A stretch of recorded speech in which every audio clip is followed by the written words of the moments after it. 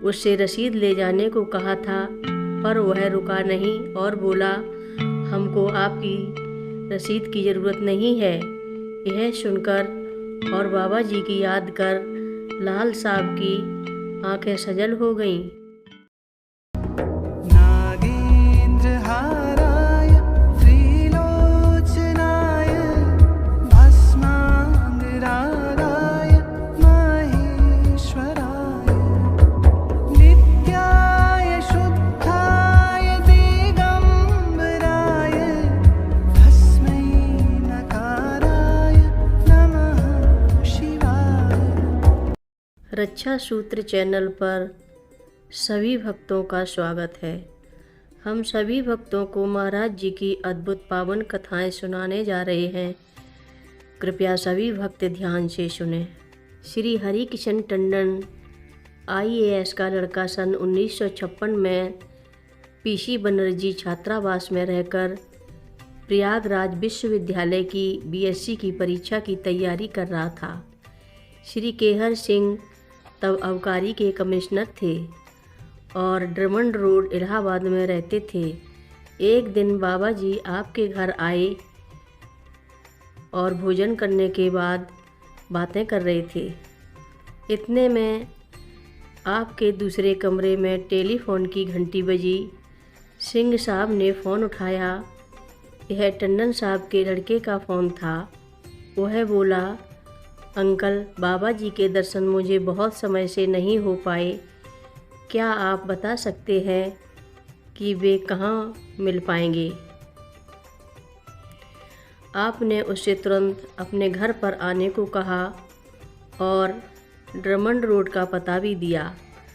लड़का Drummond road जानता नहीं था, इसलिए आपने उसे समझाया कि हिंदू होटल से सीधे AG ऑफिस को आ जाए और उसके बाद जो चौराहा आगे मिले उससे दाहिनी ओर एक फरलांग चला आए।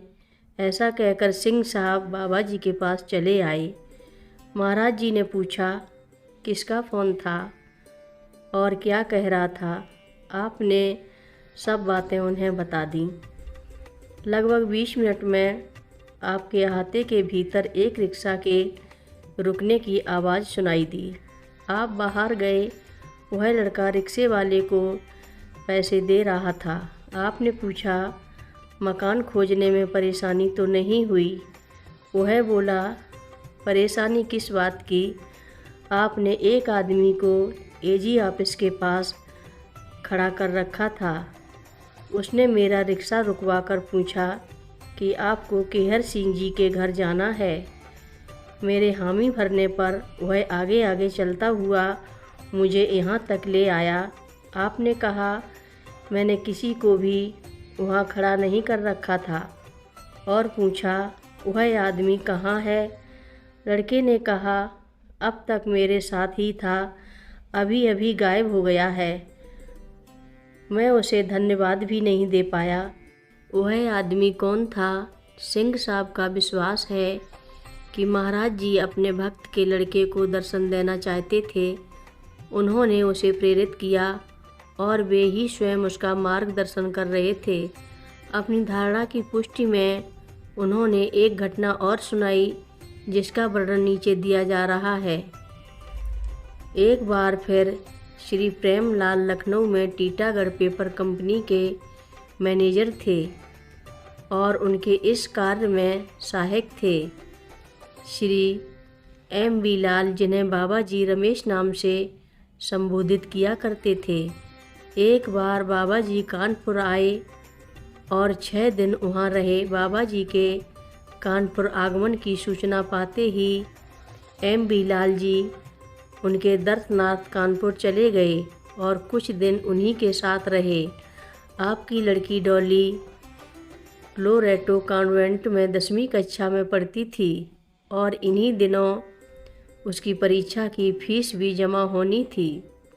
आप कानपुर में बाबा जी के साथ घूमते फिरते रहे, पर मन ही मन लड़की की फीस की चिंता उन्हें सताए हुए थी। फीस के जमा करने की तारीख भी निकल चुकी थी और वे सोच भी नहीं पा रहे थे कि अब उसकी परीक्षा का क्या होगा। इधर बाबा जी उनके मन का बराबर एक्सरे कर रहे थे। जब बाबा जी कानपुर से चले गए तो लाल साहब लखनऊ अपने घर आए और तुरंत लड़की के स्कूल में उसकी फीस जमा करने चले गए। वहाँ की प्रधानाचार्या से आपका पूर्व परिचय था। उन्होंने आपके आगमन का कारण पूछा। विलम्ब के लिए क्षमा मांगते हुए आपने बताया कि डॉली की फीस लाया हूँ। उन्होंने बताया कि लड़की की फीस तो 4 दिन पहले ही समय पर जमा हो चुकी है। एक मोटा और बूढ़ा आदमी फीस जमा कर गया था। उससे रसीद ले जाने को कहा था, पर वह रुका नहीं और बोला, हमको आपकी रसीद की ज़रूरत नहीं है। यह सुनकर और बाबा जी की याद कर लाल साहब की आंखें सजल हो गईं। हर रोज़ महाराज जी की कथाएं सुनने के लिए रक्षा सूत्र चैनल को अवश्य सब्सक्राइब करें, शेयर करें और लाइक करें। घंटी बजाना ना भूलें। कमेंट बॉक्स में लिख भेजें, जय नीव करोरी बाबा जी महाराज। बोलो नीव करोरी बाबा जी महाराज की जय बोलो।